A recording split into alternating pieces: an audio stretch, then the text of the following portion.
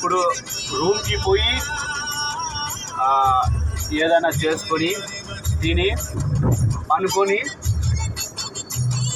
ఉదయం మళ్ళీ డ్యూటీకి వెళ్ళాలా. ఉదయం 8కి డ్యూటీ ఎక్కుతే ఇప్పుడు డ్యూటీ అయిపోయింది నాది. ఇప్పుడు రూమ్కి పోయి వంట చేసుకొని తిని నేను మా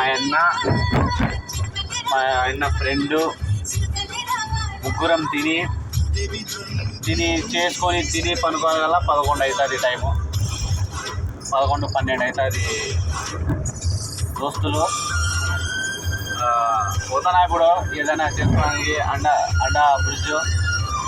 ఫ్రై చేసుకొని తిని అల్లా గుద్దుగా చేసుకుంటా పనుకుంటా